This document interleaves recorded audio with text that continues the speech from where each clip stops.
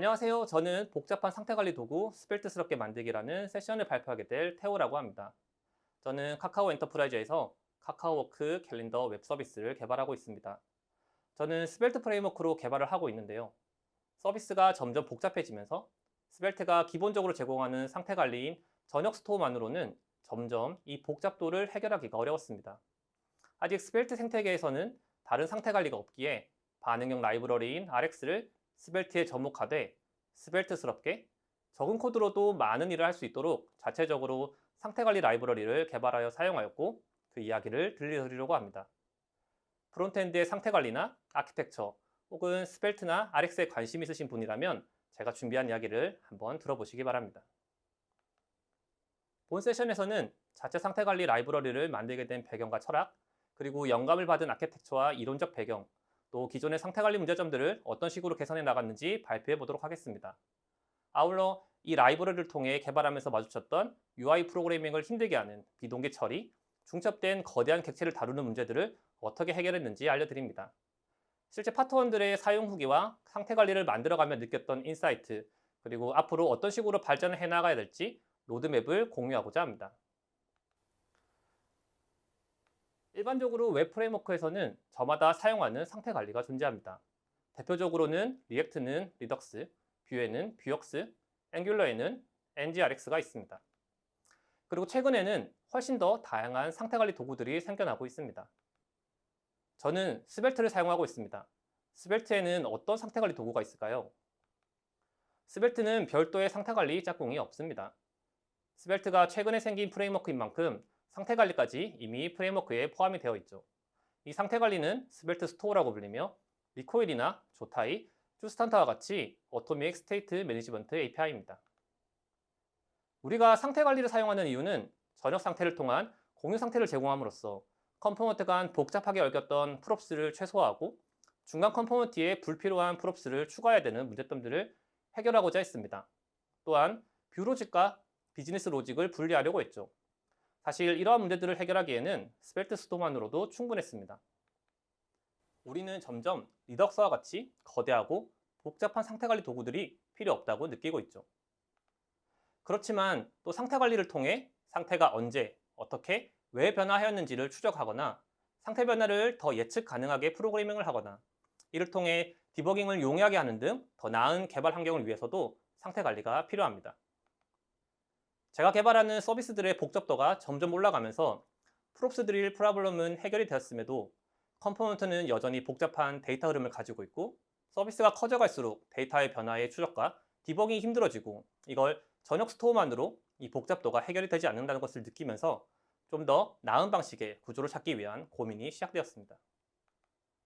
그러다가 예전에 리덕스를 공부할 때 보았던 한 문구가 떠올랐습니다.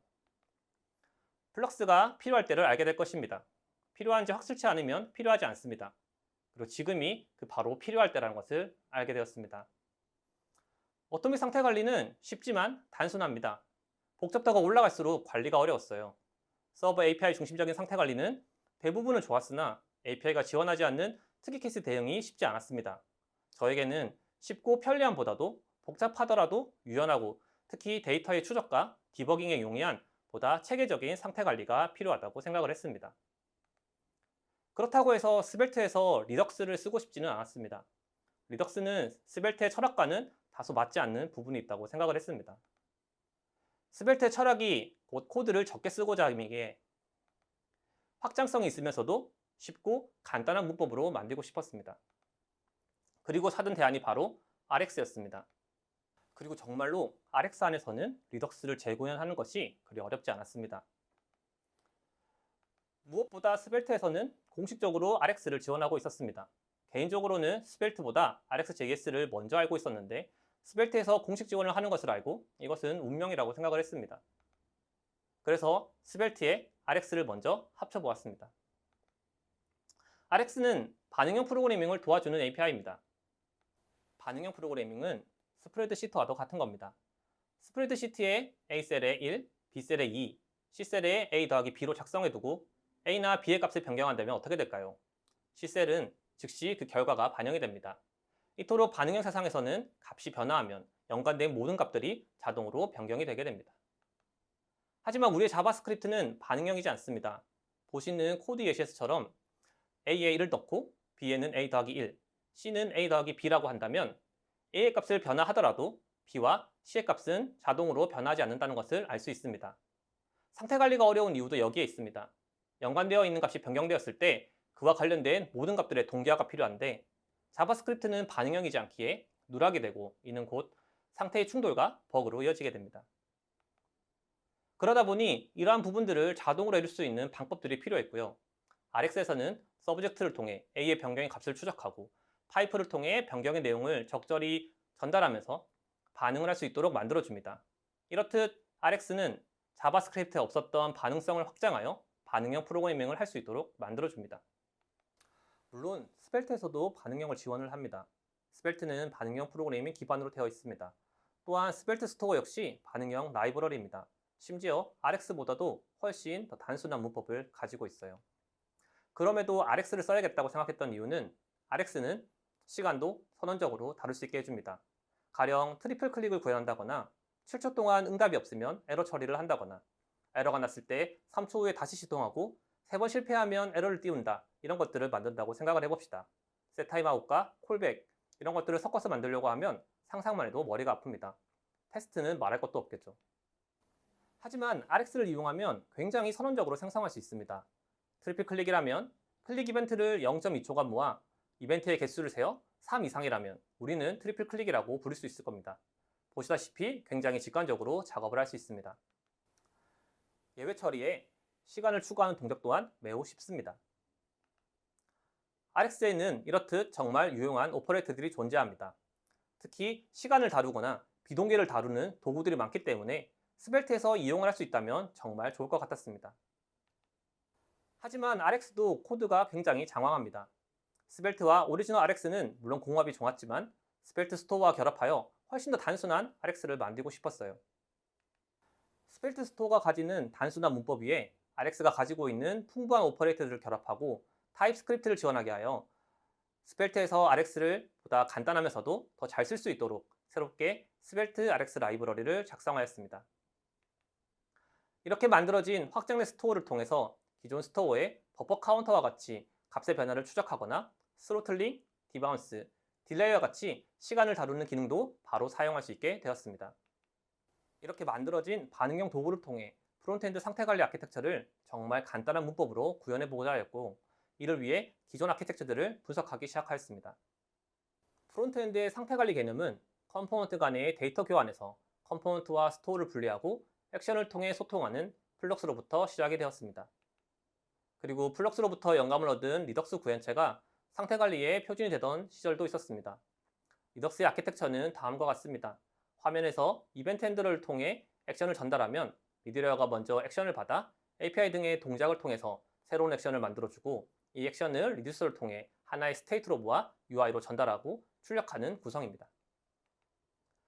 아키텍처는 정말 좋다고 생각했습니다. 문제는 장황한 문법과 학습 곡선이었죠. 그래서 조금 더 직관적으로 설명이 가능한 아키텍처와 쉬운 문법으로 제작성하고 싶었습니다. 제가 아키텍처를 공부할 때 가장 큰 영감을 얻었던 것은 사이클의 MVI 아키텍처와 NGRX였습니다. MVI 아키텍처는 UI 프로그래밍에 대한 매우 간결한 관점을 제시하였습니다. NGRX는 Rx와 리덕스가 어떻게 결합이 될 수 있는지를 알려주었습니다. 이 중 아직은 프론트엔드에서 생소한 용어인 MVI 아키텍처에 대해 짧게 소개해 볼까 합니다. UI가 함수라고 생각해 봅시다. 함수는 입출력을 가지고 있으므로 컴퓨터는 화면을 출력해주고 우리는 화면을 입력을 받아 마우스 등으로 입력을 하면 컴퓨터는 새로운 화면을 출력해준다는 형태를 생각해 볼 수 있겠습니다. 이와 같은 관점에서 UI 프로그래밍을 고전적인 아키텍처인 MVC로 나눠본다면 화면이 뷰, 화면이 출력할 데이터를 다루는 부분이 모델이 될 수 있겠습니다.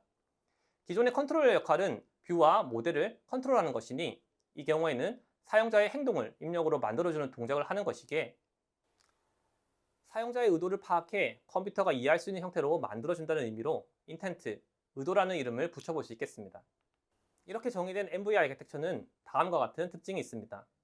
단방향으로 데이터가 순환하는 구조를 가지며 각자의 전달은 비동기로 구성이 됩니다.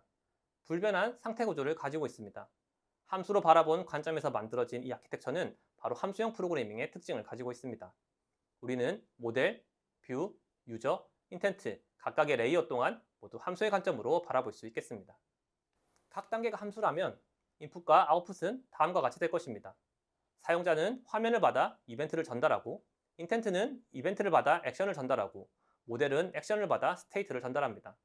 뷰는 스테이트를 받아 화면을 전달하게 되는 구조입니다. MVI, 단방향 함수, 인풋과 아웃풋을 떠올린다면 아주 쉽게 기억할 수 있겠습니다. 이러한 MVI 관점에서 스펠트 컴포넌트와 리덕스 아키텍처를 다시 바라보았습니다. 그리고 적당히 비슷한 역할을 하는 곳에 끼워 맞춰가며 적절히 데이터의 흐름과 아키텍처를 정리해 보았습니다. 그 결과 다음과 같은 형태의 아키텍처로 정리를 할 수 있었습니다. 화면으로부터 시작해보면 화면을 보고 사용자는 의도를 가지고 행동을 하고, 행동은 액션으로 전달돼 액션은 리듀서를 통해서 데이터로 변경이 되며 스토어로 보관됩니다. 변경된 데이터는 모델로 전파되어 다시 화면으로 그려지는 사이클을 가지며 순환하게 됩니다.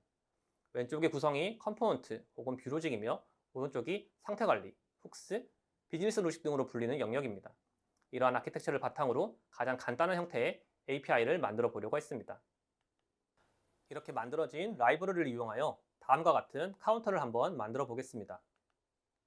코드는 이런 식으로 생겼습니다. 스펠트 컴포넌트는 모델과 인텐트 그리고 뷰 영역으로 나눠볼 수 있겠습니다. 상태관리 영역에는 액션과 리듀서를 통하여 스토어가 구축되는 영역이 만들어집니다. 코드에서 데이터의 흐름을 짚어보며 아키텍처를 다시 한번 생각해 보겠습니다.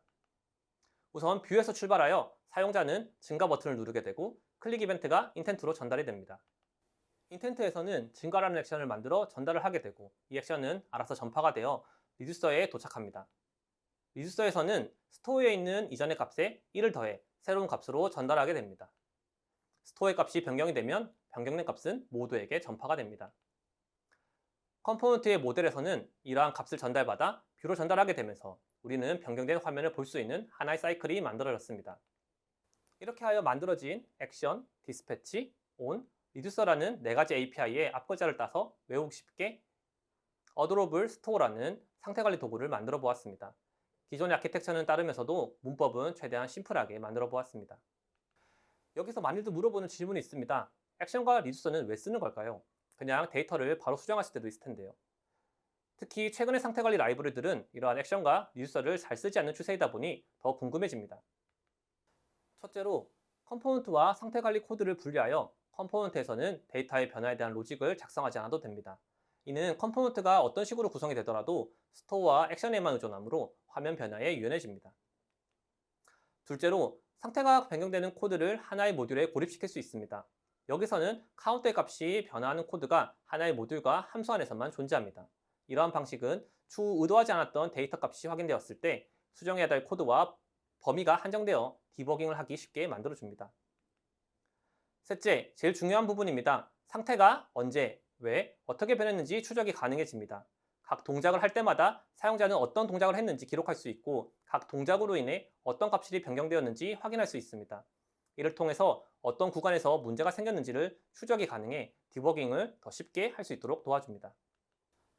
코드는 좀 늘어났지만 이를 통해서 서비스가 복잡해지고 관리해야 될 상태가 늘어나도 화면 변화 대응에 유연하고 상태 변화 추적에 용이하며 디버깅하기 쉬운 개발을 할 수 있게 되었습니다. 앞서 설명드렸던 우리가 상태 관리를 사용하는 이유 중 상태가 언제, 어떻게, 왜 변화하였는지 추적하고 상태 변화를 예측 가능하게 프로그래밍하고 디버깅을 용이하게 하기 위해서 더 간단한 API를 통해 할 수 있는 상태 관리 라이브러리를 만들고 실전에 사용하게 되었습니다. 리덕스는 아키텍처가 나쁜 게 아니라 문법이 장황했기에 최근에 선택을 하지 못한다고 생각했습니다. 간단한 문법을 통해서 재작성되는 라이브러리는 아키텍처의 이점을 충분히 사용할 수 있게 되었습니다. 이후 이 상태 관리를 계속 사용하게 되면서 실전에서 부딪혀가면서 알게 되었던 내용들을 어떻게 받아들이고 개선을 하게 되었는지 이야기를 해보려고 합니다. 리덕스는 리듀서 개념이 어려운 게 아니죠. 미들웨어가 어렵습니다. 웹 프론트엔드 프로그래밍을 하는데 어렵게 만드는 요소는 다음과 같은 것들이 있습니다. 비동기, 서버 상태, 그리고 테스트입니다. 비동기 코드는 참 다루기가 어렵습니다. 비동기 프로그래밍이 왜 어려울까요? 프로그램들이 작성한 순서대로 동작하지 않습니다. 그리고 결과를 예측할 수가 없고 특히 성공이나 실패, 로딩, 캐시와 같은 다양한 붕괴 현상을 가지고 있고 비동기 순서를 강제로 조정해야 될 필요도 생깁니다. 특히 비동기 코드는 낮은 예측성과 강한 결합도를 가지고 있고요. 유연하지 못하면서도 디버깅이 어려운 코드입니다. 그리고 UI 작업은 대부분 비동기라는 사실입니다.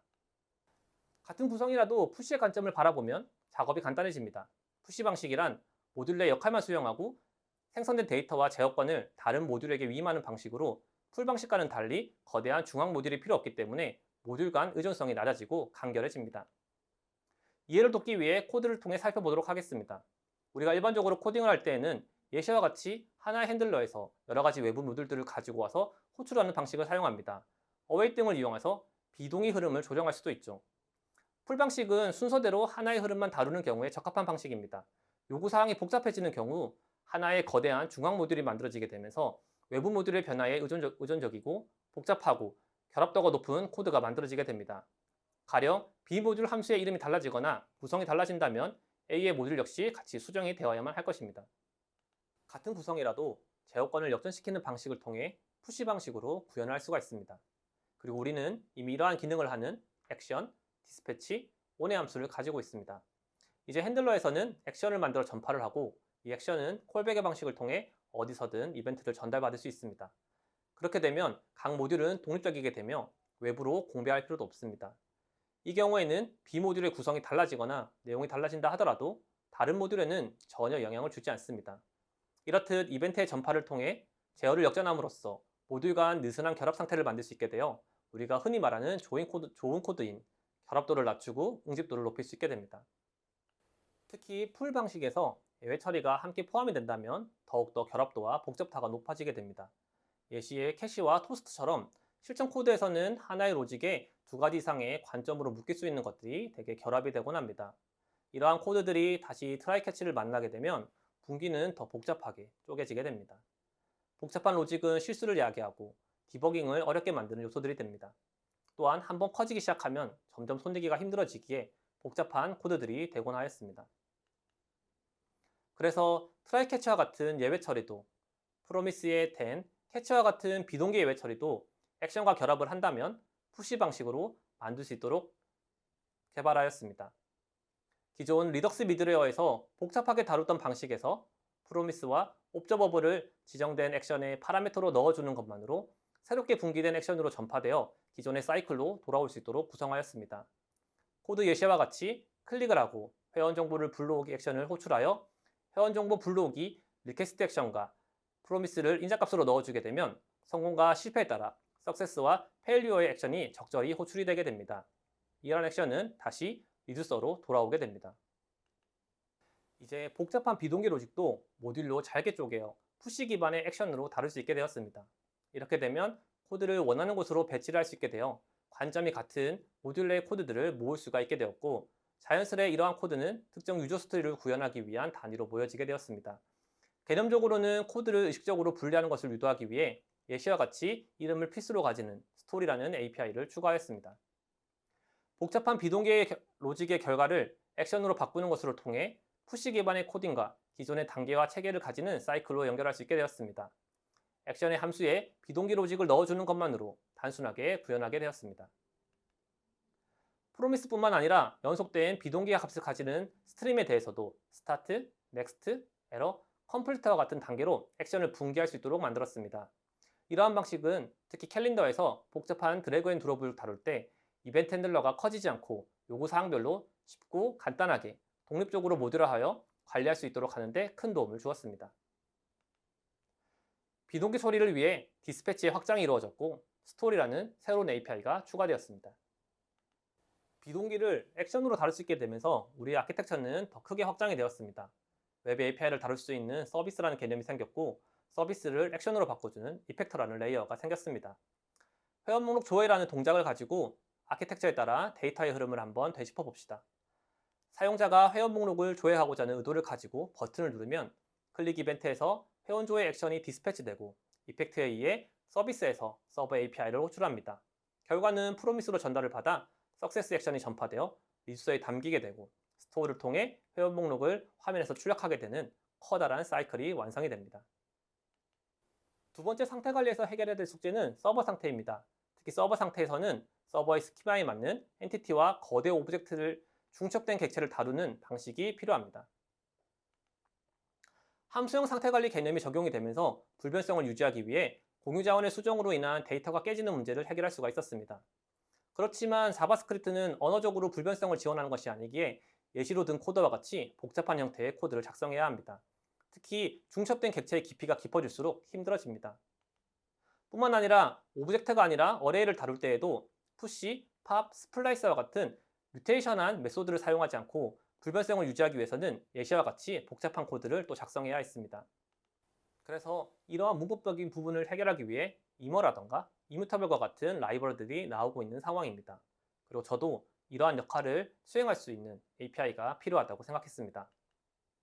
그러던 중 파이어베이스를 연동을 하면서 알게 된 사실이 있습니다. 패스를 이용하여 중첩된 객체를 다루면서 오브젝트가 패스별로 아톰이 될 수 있다는 것을 알게 되었습니다. 그러기 위해서는 컬렉션은 어레이보다는 키밸류 오브젝트로 다루는 편이 좋았고, 오브젝트의 밸류스와 소트를 이용하여 어레이를 다루게 되면 훨씬 더 엔티티를 다루기 쉬워진다는 것을 알게 되었습니다. 그래서 패스를 기반으로 하는 리액티브한 데이터베이스 API를 만들자고 생각했습니다. 그리하여 다음과 같은 서버의 데이터베이스 구조를 다시 가져와 클라이언트 데이터베이스로 구성을 하고 패스를 통해 데이터의 일부분만 변경사항을 감지하여 전달받거나 패스를 통해서 장황한 코드를 작성하지 않더라도 데이터를 수정할 수 있고, 이 수정은 다시 동기화되고 전파가 될 수 있도록 만들어 보았습니다. 하지만 이 방식은 패스가 스트링이라는 단점이 있었습니다. 두 번째 영감은 그래프QL로부터였습니다. 기존의 상태 관리는 사용자의 행동과 액션을 중심으로 구성이 되었다면 스키마를 중심으로도 생각할 수 있을 것 같았습니다. 그리고 스키마를 바탕으로 데이터를 쿼리하고 수정하는 GQL을 통해서 데이터를 관리하는 형태의 차관에 타입스크립트의 인터페이스와 프록시를 이용하여 자바스크립트 문법에 맞는 방식으로 재구성해 보았습니다. 그렇게 해서 만들어진 크리에이트 스토어와 셀렉트, 업데이트 API입니다. 서버 상태와 같이 중첩된 복잡한 엔티티는 타입스크립트 인터페이스에 정의된 내용을 바탕으로 스토어를 생성하고, 셀렉트와 업데이트의 명령을 통해 중첩된 정보에 필요한 데이터를 바로 수정하고 한 곳에 관리하게 되면서 복잡한 구조의 데이터를 아주 쉽게 다룰 수 있게 되었습니다. 화면에서는 데이터의 구조를 모른 채 행동을 중심으로 코딩할 수가 있었고, 상태 관리에서는 데이터의 구조를 중심으로 코딩을 할 수 있게 되어 행동을 중심으로 하는 사고와 데이터를 중심으로 하는 사고와 이완화되어 프로그래밍을 작성하는 체계를 가질 수 있게 되었습니다. 기존에 있던 상태 관리에 데이터베이스와 셀렉터가 추가되면서 다음과 같은 아키텍처로 확장이 되었습니다. 서버의 데이터를 프록시하는 클라이언트 데이터베이스가 생김으로써 서버 데이터 관리가 용이해졌습니다. 언뜻 복잡해 보이는 체계를 가지고 있으나 여전히 데이터가 한 방향으로 선형적으로 움직이고 있기 때문에 문제가 발생하거나 개발을 해야 하는 경우 인풋과 아웃풋을 기반으로 어느 공정에서 어디를 수정, 개발해야 하는지 더 찾기가 쉬워졌습니다. 지금까지 내용을 바탕으로 만들어진 API입니다. 데이터베이스와 쿼리, 그리고 셀렉트, 업데이트, get, 델리트 등의 함수들이 추가되었습니다. 저희 파트 내 사용 후기를 알려드립니다. 스벨트를 사용하고 있는 저희 카카오워크 웹파트 크루들에게 이 상태 관리가 어떠했는지 한번 물어보았습니다. 데이터를 다루는 흐름을 자연스럽게 이해할 수 있었다. 내가 개발을 할 때 지금 어느 단계의 데이터를 만들고 전달해야 되는지 알 수 있었다. 자동으로 로깅이 되어 디버깅을 하기에 수월했다. 문제가 발생했을 때 언제 어떻게 데이터가 수정되었는지 알 수 있어서 디버깅을 하기에 좋았다. 복잡하게 생각하지 않을 수 있게 해서 좋았다. 이미 만들어진 체계 위에 새로운 기능을 확장하거나 수정하기 용이했다 등 좋은 코멘트들을 남겨주었습니다. 후기, 그리고 향후 로드맵입니다. 이러한 상태 관리를 개발하게 되면서 배운 사실이 있습니다. 복잡함에는 다 이유가 있었습니다. 처음에는 단순하게 만들고자 시작했던 상태 관리 라이브러리는 필요에 의해서 점차 커진다는 것을 알 수 있었습니다. 하지만 개념은 복잡해도 문법은 단순하게 만들 수 있었습니다. 그리고 복잡한 구조도 단순한 관점으로 바라볼 수 있다는 사실도 알게 되었습니다. 그리고 이러한 체계가 곧 컨벤션이 될 수 있었고, 계층을 더 잘게 만들어 둘수록 복잡해 보이지만 더 단순하게 생각할 수 있도록 만들어 준다는 것을 알게 되었습니다. 그리고 이러한 계층이 곧 컨벤션이 되어 이는 곧 클린 코드로 이어진다는 사실을 알게 되었습니다. 지금 현재 추가적으로 개발하고 있는 내용들입니다. 더 디버깅을 잘할 수 있도록 상태를 추적하고 값을 변경하여 확인할 수 있는 데브 툴을 개발하고 있습니다. 그리고 폼 등의 사용자 입력 전용 데이터베이스를 만든다면 더 좋다는 사실을 알게 되어 현재 개발을 하고 있고요. 스토리지를 이용한 자동 캐시, 그리고 낙관적 업데이트를 위한 트랜지션 API 등을 개발하고 있습니다. 또한 리액트에서 사용할 수 있도록 개발을 하고 있으며 테스트를 더 쉽게 할 수 있는 기능들도 개발하고 있습니다. 제가 준비한 얘기는 여기까지입니다. 제 필요에 의해서 만든 생태관리 도구이기 있기 때문에 모두의 상황을 만족시키는 도구는 아니겠지만 제가 다른 아키텍처를 통하여 인사이트와 영감을 얻었던 만큼 이 발표를 통해서 지금 하고 계시는 상태관리 방식과 체계 그리고 아키텍처에 대해 다시 한번 생각해 볼 수 있는 시간이었기를 바랍니다. 감사합니다.